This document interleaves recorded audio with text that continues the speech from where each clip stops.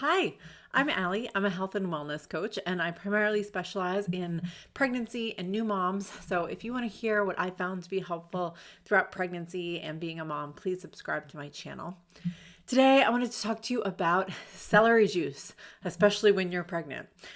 I hang out in a number of different health circles, and the idea of drinking celery juice to start your day comes up pretty often with mixed reviews. So I figured I'd try it out and see what it did for me. So in this video, I'm going to go through what all the claims are as well as the rules for making it. And then I'll let you know my experience with trying it out. I'll also let you know a little bit of a secret on how to make it taste a little bit less horrendous if you want to experiment with it yourself.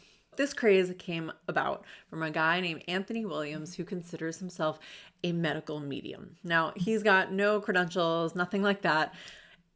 From what I remember him saying, he woke up one day with a dream that said, celery juice is going to solve all the world's problems. And when I say all the world's problems, I'm embellishing here, but basically it's going to solve all the health problems. Here are the claims. It's supposedly a very powerful anti-inflammatory that cures chronic disease. So autoimmune diseases, cancer, Lyme disease, ADHD. It's supposed to be great for detoxing. It's also claimed to help with digestion problems, constipation, gas, bloating, acid reflux, UTIs, sinus problems, all sorts of stuff that are actually kind of normal in pregnancy, which is one of the reasons I thought, hey, maybe I'll give it a try. Now, I don't have any sort of chronic disease. I'm just pregnant. But I remember hearing him speak about how your focus would be that much more clear throughout the day. And that was something that made me much more intrigued to try it because I'm always looking to be more focused. So the idea is that celery juice is alkalizing your body, allowing it to heal. Because the claims are through the roof, I figured, why not try it for a few days? So I did. So here are the rules. First, you start the day with a glass of lemon water. I do that anyway. I think it's a great practice. It is somewhat detoxing. It preps your body for the day and it allows you to get a little bit more hydrated. So easy, done. Next, you freshly juice 16 ounces of celery juice. It's got to be organic, and that I agree with just because so many pesticides are absorbed in celery. And for that, you need a juicer. Now, I got rid of my juicer a way long time ago, which is why it took me a while to actually experiment. But my dad, who invested in some ridiculously expensive juicer, he decided to lend me his because he put it in storage anyway and wasn't using it. So I have this really fancy juicer now. Ideally, you're supposed to drink it fresh or at the very latest from the night before, but you're not supposed to like juice 12 stalks of celery and then use them for the week. Here's the problem with this. If you've ever juiced anything, cleaning a juicer is a bitch. So to do that and spend 10 minutes every morning on top of making the celery juice, now you have to clean the juicer in order so it doesn't get all dried up on all the little tiny pieces. Now, if you do have some chronic disease, this could definitely be worth the time to try this. For me, it was a little bit much. And in the end, you really just get this really gross tasting celery juice. It also can't be store-bought, and it's not supposed to have any other ingredients in it. Some people do add other ingredients, but according to the medical medium, you are not supposed to. It needs to be celery juice on its own. So you drink 16 ounces of this stuff, and after 30 minutes, you can have breakfast, but no fats, only carbs. And he says, ideally, you don't have any fats at all until 11 a.m. at the earliest. So you can have a banana or a slice of toast, but with nothing on it, or an apple, some fruits. Honestly, I don't know what a lot of people eat for breakfast if they're just eating carbs, because most of the time my breakfast is healthy fats. So this was a problem for me, and I will talk about that in a minute. Here's the fancy juicer that I'm using and borrowing from my dad. Here's the secret to making celery juice that does not taste absolutely horrible. It's soaking it in water for at least a day. I would recommend at least 2 days, but regardless, cut it, clean it, and then put it in a little bit of water. Maybe I'll say a centimeter at the bottom of water. And this does two things. One, it maintains the moisture in the celery so it doesn't dry out as quickly. So you could do this whether or not you're going to juice it. But it also, for whatever reason, makes the juice taste better. So this is something I highly recommend if you are going to do this. By the way, my counters are never this clean. I cleaned them just for you.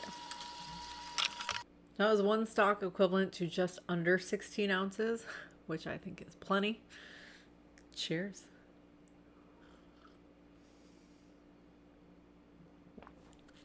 Still better than without the water. Without water, it has this really terrible aftertaste. Sometimes my son asks me for some, and I'm like, sure. So I give him this little shot glass worth, and he tries it. And I'm like, Nico, do you like it? It's gross, right? It's good.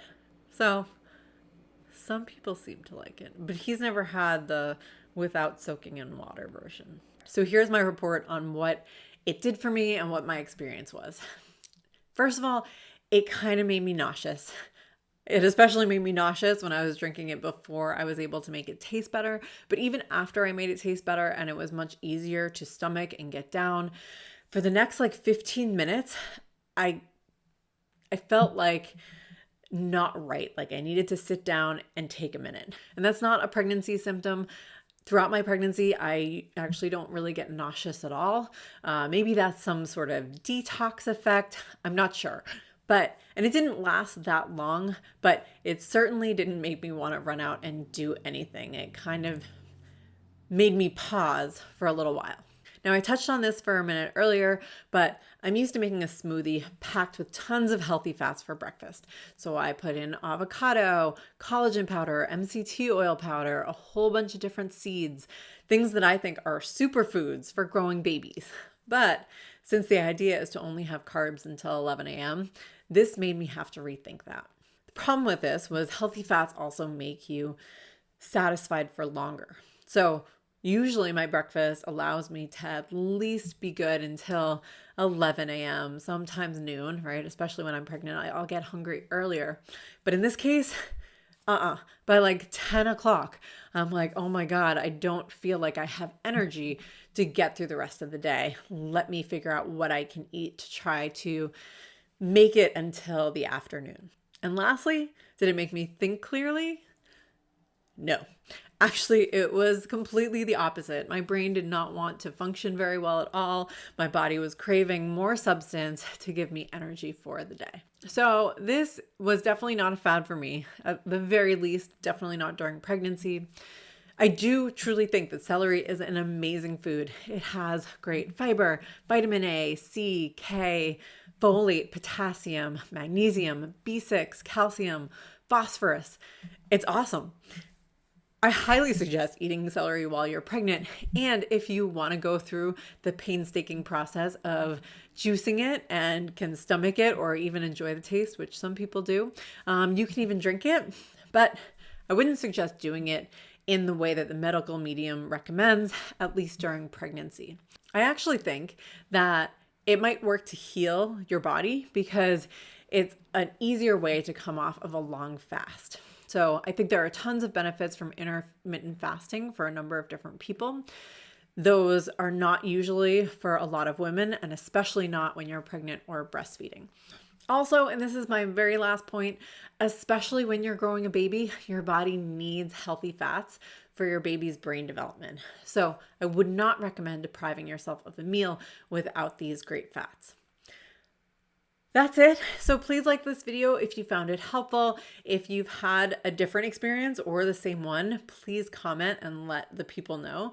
And if you want to get more healthy pregnancy and baby tips, please subscribe to my channel, and I will see you next time. Cheers.